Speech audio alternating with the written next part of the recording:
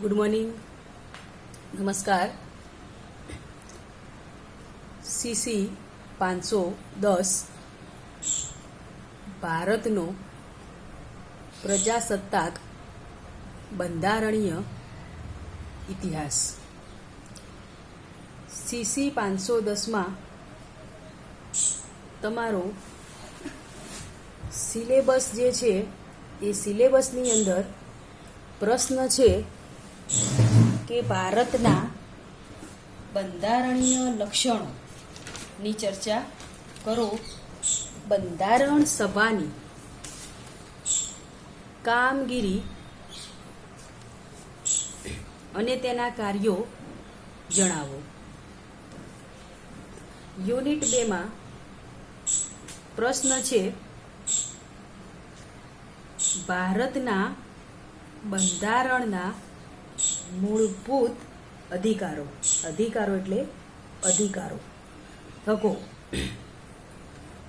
બીજો પ્રશ્ન છે બંધારણનું આમુખ અને તેનું મહત્વ સ્પષ્ટ કરો. બંધારણનું આમુખ અને તેનું મહત્વ સ્પષ્ટ કરો. ત્રીજો પ્રશ્ન છે બંધારણના રાજ્ય નીતિના માર્ગદર્શક સિદ્ધાંતો જણાવો. યુનિટ 3માં બીજો પ્રશ્ન છે રાષ્ટ્રપતિ ભારતના ઇતિહાસમાં રાષ્ટ્રપતિનું સ્થાન વર્ણવો. યુનિટ 4માં પ્રશ્ન છે ભારતની સંઘ સરકારની સંસદની સત્તાઓ અને તેના કાર્યો જણાવો. તો હવે આપણે અગાઉ પેપર 8 અને પેપર 9ની અંદર જે પ્રશ્ન તૈયાર કર્યા છે એની અંદર બે યુનિટ પૂર્ણ કર્યા છે. હવે છે સીસી 510 ભારતના બંધારણના લક્ષણો. તો બંધારણ આપણે કોને કહીશું? તો બંધારણ એ લેખિત કાયદાઓનો એવો સમૂહ છે કે જે દેશની અંદર જે કાયદાની અંદર નીતિ નિયમો બનાવેલા છે એ નીતિ નિયમોને બંધનમાં રાખે છે, જેને બંધારણ કહી શકાય. બંધ એટલે બંધક. બંધારણ જે ઘડવાનો વિચાર છે એ સૌપ્રથમ માનવેન્દ્રનાથ રોય જે છે એમને આ વિચાર આવેલો અને ત્યારબાદ ડૉક્ટર બાબા સાહેબ આંબેડકર દ્વારા બંધારણ ઘડવામાં આવ્યું. બંધારણ ઘડતા 2 વર્ષ 11 માસ અને 18 દિવસ જેટલો સમય લાગેલો. ભારતનું બંધારણ જે છે એ લેખિત અને મોટામાં મોટું બંધારણ છે. બંધારણ સમિતિના જે અધ્યક્ષ છે તે ડૉક્ટર રાજેન્દ્ર પ્રસાદ બન્યા. પ્રસ્તાવના આપણે જોઈશું પ્રશ્નની કે ભારતનું બંધારણ માનવ ઇતિહાસમાં અસાધારણ અને વિશિષ્ટ પ્રકારની મુત્સદ્દગીરીનો નમૂનો છે. ભારતની બંધારણ સભાએ ભારતની બંધારણ સભાની અંદર જે સમિતિની નિમણૂક થઈ, તો ભારતની બંધારણ સભાએ અમુક ચર્ચાઓ કરીને વિશ્વના જુદા જુદા દેશોના બંધારણનો ઝીણવટભર્યો અભ્યાસ કરીને તેમના ઉત્તમ તત્વો લઈને તેનું ઘડતર કર્યું છે. ભારતના બંધારણ પર સૌથી વધુ અસર બ્રિટિશ પદ્ધતિની છે. ભારતનું આ રાજ્ય બંધારણ 26મી જાન્યુઆરી 1950ના દિવસે અમલમાં આવ્યો. સ્વતંત્ર ભારતનું બંધારણ જનતા દ્વારા ચૂંટાયેલા પ્રતિનિધિઓની બંધારણ સભાએ 2 વર્ષ 11 માસ અને 18 દિવસ જેટલો સમય લઈને ઘડેલું છે. આ બંધારણના આપણે હવે મુખ્ય લક્ષણો જોઈશું. તો બંધારણના મુખ્ય લક્ષણોમાં પ્રથમ લક્ષણ છે કે લેખિત અને મોટામાં મોટું બંધારણ. લેખિત અને મોટામાં મોટું બંધારણ. ભારતનું બંધારણ એ લેખિત છે. ભારતનું બંધારણ જે છે એ લેખિત છે, જેમાં 395 કલમો અને 9 પરિશિષ્ટો સમાયેલા છે. પરંતુ હાલના વર્તમાન સમયની અંદર આ કલમોમાં ફેરફાર કરેલો છે. એટલે કે 444 કલમો અને 12 જેટલા પરિશિષ્ટોનો સમાવેશ કરેલો છે. વિશ્વના બંધારણોમાં આ સૌથી લાંબામાં લાંબુ અને લેખિત બંધારણ છે.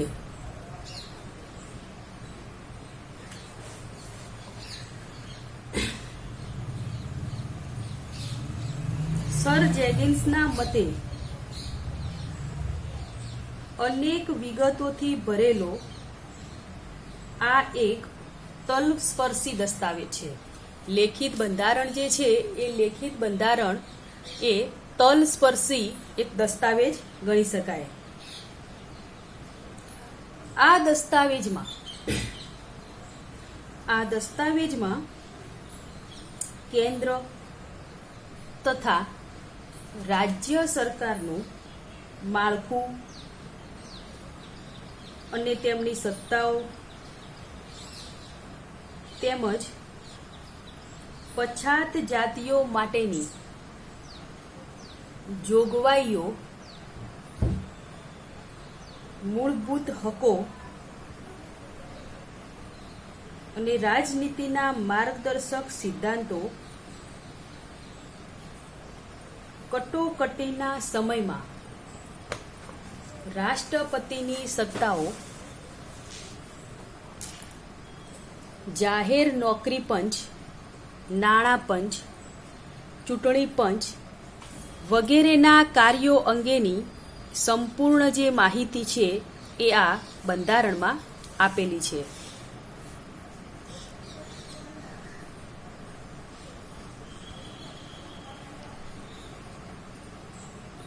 પરિણામે સંપૂર્ણ માહિતી વધવાને કારણે બંધારણની લંબાઈ ઘણી વધી છે. ભારતે સમવાયી તંત્ર અપનાવ્યું હોવાથી ભારતનું બંધારણ લેખિત અને મોટામાં મોટું બંધારણ છે. લેખિત બંધારણ પછી બંધારણના લક્ષણોમાં બીજું લક્ષણ છે સ્વતંત્ર, સાર્વભૌમ, લોકશાહી, પ્રજાસત્તાક રાજ્ય.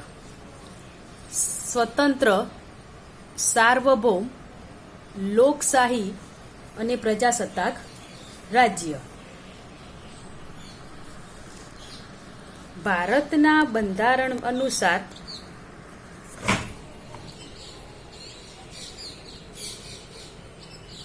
ભારત એક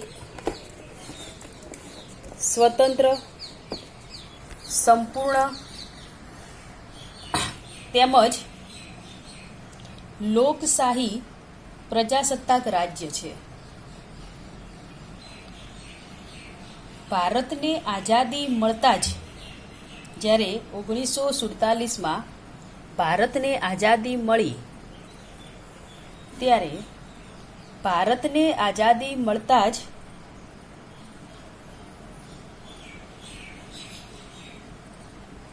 સાર્વભૌમ રાજ્ય બન્યું છે.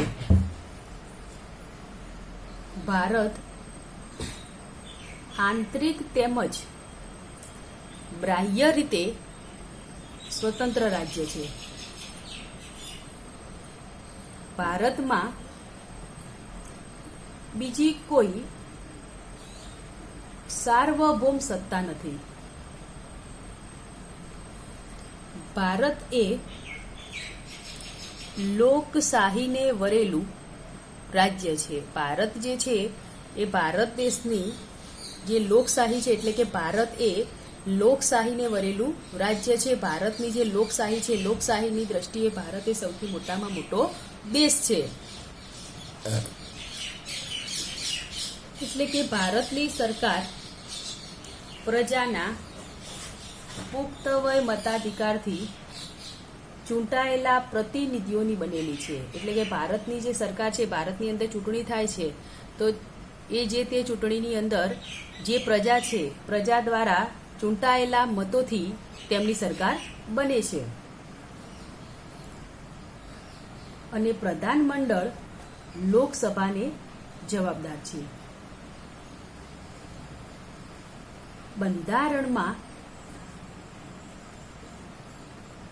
લોકશાહીના સ્તંભરૂપ પુખ્ત વય મતાધિકારની જોગવાઈ કરવામાં આવેલી છે. કારણ કે ભારત જે છે એ પ્રજાસત્તાક રાજ્ય છે. પ્રજાસત્તાક રાજ્ય એટલે પ્રજાઓ દ્વારા જેની મતાધિકાર કરવામાં આવે છે કે કોઈ પણ નેતા છે તો એમની નિમણૂક પ્રજાની ચૂંટણી કરીને એમની નિમણૂક કરવામાં આવે છે, તો એને પ્રજાસત્તાક રાજ્ય કહે છે. પ્રજા દ્વારા જે નિમાય છે. ભારતનો સર્વોચ્ચ વડો પ્રજાએ ચૂંટેલા હશે તો તે વંશ પરંપરાગત આ હોદ્દો ભોગવી શકશે નહીં. જેમ કે ફ્રાન્સની અંદર જે આપખુદશાહીની સત્તા હતી તો એ કેવી હતી? વંશ પરંપરાગત હતી. રશિયાની અંદર જે લોકશાહી હતી એ કેવી હતી? એ પણ પરંપરાગત હતી. પરંતુ ભારત દેશની અંદર આવી પરંપરાગત કોઈ વ્યવસ્થા કરેલી નથી. તમામ આખરી સત્તા પ્રજા હસ્તક જ છે. માટે ભારતને રાજ્ય પ્રજાસત્તાક તરીકે ઓળખવામાં આવે છે. પ્રજાસત્તાક બંધારણના લક્ષણોમાં ત્રીજો પોઈન્ટ છે આમુખ. આમુખ હવે આપણે કોને કહીશું? તો આમુખ જે છે એ આમુખ સમગ્ર જે બંધારણ ઘડાયેલું છે એ બંધારણનો ઉપરી એટલે કે પ્રસ્તાવના એટલે કે બંધારણનો ઉપરી જે પૂર્વ ભૂમિકા જે છે એ આમુખ છે. તો આમુખ આપણા બંધારણની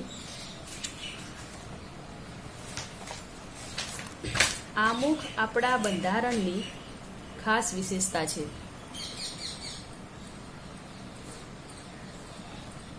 બંધારણના ઘડવૈયાઓએ બંધારણ ઘડતી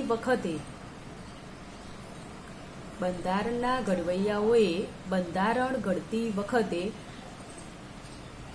પોતાની નજર સમક્ષ રાખેલી દ્રષ્ટિનું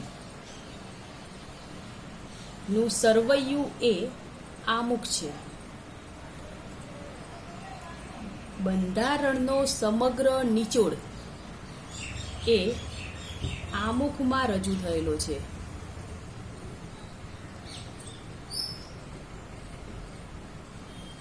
ભારતની પ્રજાના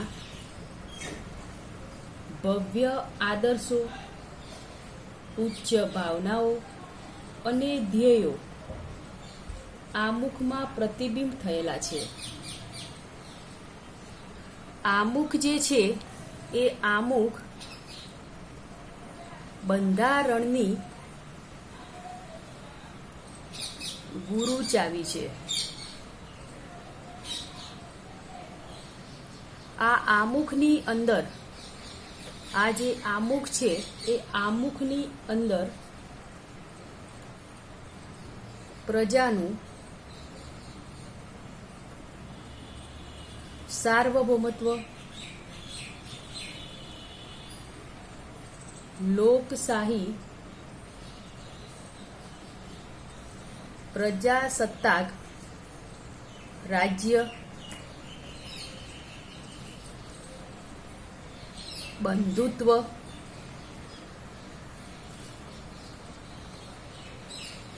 વ્યક્તિનું ગૌરવ, રાષ્ટ્રની એકતા વગેરે જેવા સિદ્ધાંતો આમુખમાં રજૂ થયેલા છે. ટૂંકમાં મેં પહેલાં જ કહ્યું કે આમુખ એટલે કે સમગ્ર જે બંધારણ છે એ બંધારણનો ઉપરી ભાગ. તો ટૂંકમાં કહીએ તો આમુખ જે છે એ બંધારણની પ્રસ્તાવના છે. આમુખ જે છે એ બંધારણની પ્રસ્તાવના છે.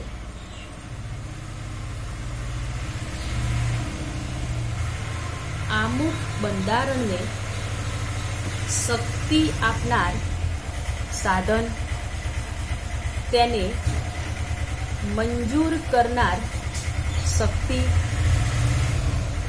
તેનું સ્વરૂપ,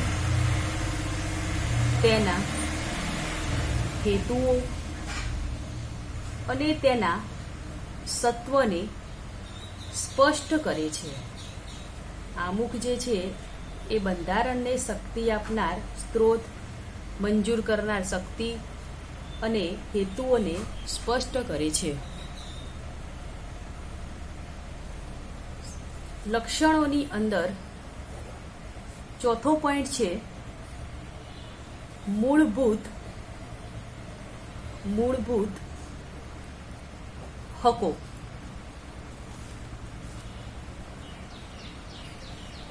નાગરિકના સર્વાંગી વિકાસ માટે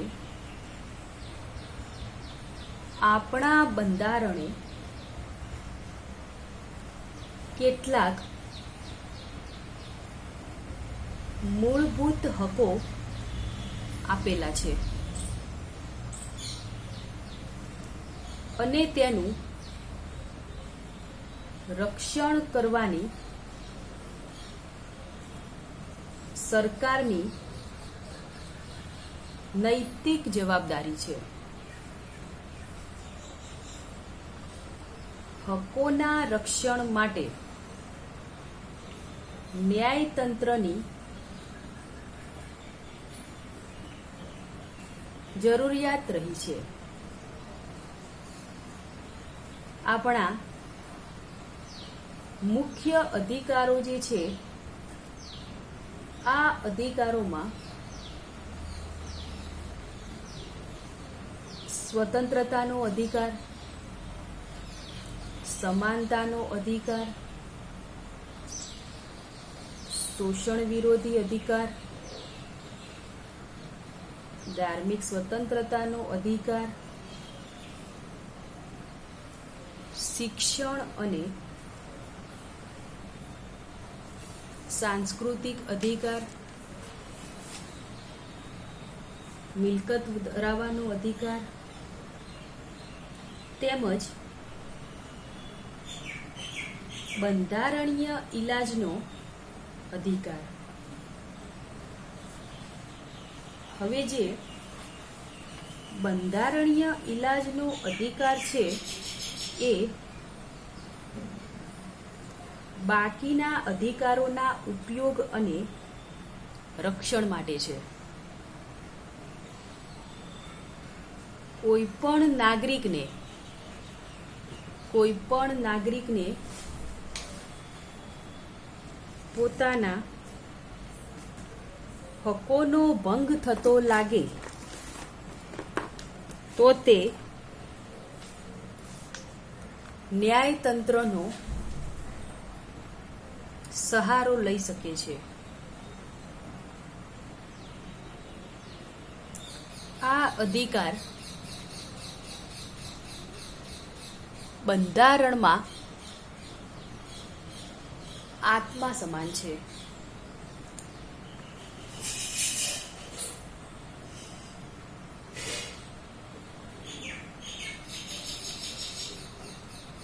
ત્યારબાદ એનો પછીનો પોઈન્ટ છે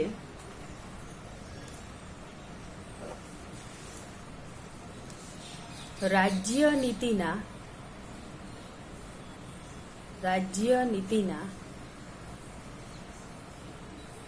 માર્ગદર્શક સિદ્ધાંતો. રાજ્યનીતિની અંદર જે માર્ગદર્શક સિદ્ધાંતો આપેલા છે તે મૂળભૂત હકોની સાથે બંધારણમાં રાજ્યનીતિના માર્ગદર્શક સિદ્ધાંતો પણ દર્શાવવામાં આવ્યા છે. ભારતને કલ્યાણ રાજ્ય બનાવવા માટે સમાજવાદી ઢબની સમાજ રચનાની દિશામાં આગળ વધવા માટે આ સિદ્ધાંતો માર્ગદર્શકની ગરજ સારે છે. આ જે સિદ્ધાંતો છે એ માત્ર ને માત્ર નૈતિક સૂચનો છે. મૂળભૂત અધિકારોની જેમ તેમને કોઈ કાનૂની પીઠબળ નથી. એટલે કે આ સિદ્ધાંતોનો જો ભંગ થાય તો અદાલતમાં જવાતું નથી. પરંતુ આ સિદ્ધાંતોને પ્રજાનું પીઠબળ મળી રહે છે.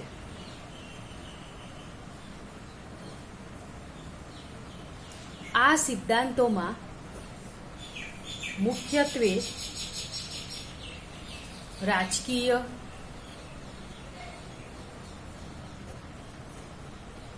આર્થિક અને આંતરરાષ્ટ્રીય બાબતો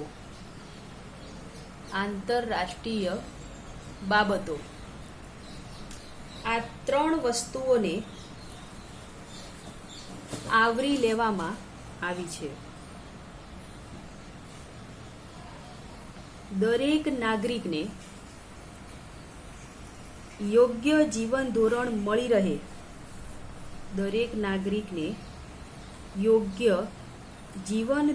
મળી રહે,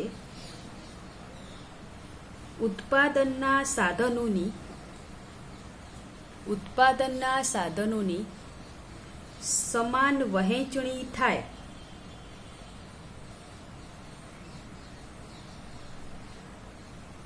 તે માટે દરેક નાગરિકને યોગ્ય જીવન ધોરણ મળી રહે, ઉત્પાદનના સાધનોની સમાન વહેંચણી થાય, કોઈનું શોષણ ન થાય, તેમજ ખેતી, વ્યાપાર, વાણિજ્ય, શિક્ષણ અને સંસ્કૃતિનો વિકાસ થાય તેવા ઉપાયો લેવાની સંપૂર્ણ જવાબદારી જે છે એ આ સિદ્ધાંતોને લાગુ પડે છે.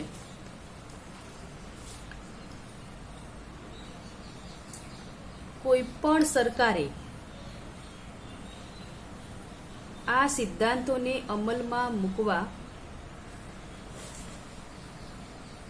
સનિષ્ઠ પ્રયાસો કરવા જોઈએ. એટલે કે રાજ્યએ શું કરવાનું છે અને શું ન કરવું જોઈએ એની સતત યાદ અપાવવાનું કામ આ માર્ગદર્શક સિદ્ધાંતો કરે છે. તો આજે આપણે બંધારણની અંદર જે પોઈન્ટો જોયા કે ભારતના બંધારણની મુખ્ય લક્ષણોની ચર્ચા કરો. આ લક્ષણોની અંદર આજે આપણે 5 પોઈન્ટનો અભ્યાસ કર્યો કે લેખિત અને મોટામાં મોટું બંધારણ, સ્વતંત્ર, સાર્વભૌમ, લોકશાહી, પ્રજાસત્તાક બંધારણ, ત્યારબાદ આમુખ એટલે પ્રસ્તાવના, પ્રજાનું સાર્વભૌમત્વ અને લોકશાહી પ્રજાસત્તાક બંધારણ એટલે કે એની અંદર જે આમુખ છે એ આમુખની અંદર 5 સિદ્ધાંતો વર્ણવ્યા કે પ્રજાનું સાર્વભૌમત્વ, લોકશાહી, પ્રજાસત્તાક રાજ્ય, બંધુત્વ, વ્યક્તિનું ગૌરવ અને રાષ્ટ્રની એકતા. આ 5 સિદ્ધાંતોનો સમાવેશ એમાં કરેલો છે. ત્યાર પછી આપણે ચોથો પોઈન્ટ જોયો કે મૂળભૂત હકો. મૂળભૂત હકોની અંદર આપણે 6 હકોની વાત કરી. પછી છે કે રાજ્ય નીતિના માર્ગદર્શક સિદ્ધાંતો. રાજ્ય નીતિના માર્ગદર્શક સિદ્ધાંતોનો આપણે 5મો પોઈન્ટ જોયો અને આ પોઈન્ટની અંદર આપણે રાજકીય, આર્થિક અને આંતરરાષ્ટ્રીય જે બાબતો છે કે રાજકીય સ્તરની બાબતો છે, આર્થિક સ્તરની જે બાબતો છે અને આંતરરાષ્ટ્રીય સ્તરની જે બાબતો છે એ સમગ્ર બાબતોનો અભ્યાસ એ રાજ્યનીતિના માર્ગદર્શક સિદ્ધાંતોમાં આપેલો છે. એટલે ટૂંકમાં કે રાજ્ય સરકારે શું કરવું જોઈએ અને શું ન કરવું જોઈએ તે તમામની માહિતી જે છે એ રાજ્યના માર્ગદર્શક સિદ્ધાંતોમાં આપેલી છે. તો આના પછી જે નેક્સ્ટ પોઈન્ટ છે એની ચર્ચા આપણે આના પછીના લેક્ચરમાં કરીશું. અને આના પછીનો જે પોઈન્ટ આવે છે વિશિષ્ટ પ્રકારનું સમવાય તંત્ર, કે જે હવે પછીના લેક્ચરમાં આપણે આની ચર્ચા કરીશું. તો આજે આપણે બંધારણ વિશેની જે વાત કરી એ બંધારણની અંદર પ્રજાસત્તાક ભારતના બંધારણીય ઇતિહાસમાં કે બંધારણ કોને કહેવાય તો લેખિત કાયદાઓનો એવો સમૂહ જે છે કે બંધારણને કાયદાઓ નીતિ નિયમોને જકડી રાખે છે. પછી છે હકો. તો આપણે હકોની પણ વાત કરી કે આપણા જે હકો છે સ્વતંત્રતાનો અધિકાર છે, સમાનતાનો અધિકાર છે, શોષણ વિરોધી અધિકાર છે, બંધારણીય ઇલાજોનો અધિકાર છે, ધાર્મિક સ્વતંત્રતાનો અધિકાર, શિક્ષણ અને સાંસ્કૃતિક અધિકાર છે,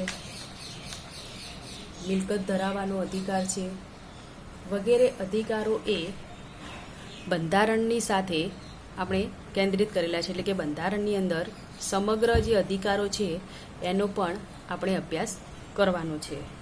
તો આજે આપણે આ લક્ષણોની આટલી ચર્ચા કર્યા બાદ હવે પછીના પાછળના પોઈન્ટ જે છે એ આના પછીના નેક્સ્ટ લેક્ચરમાં જોઈશું. આભાર.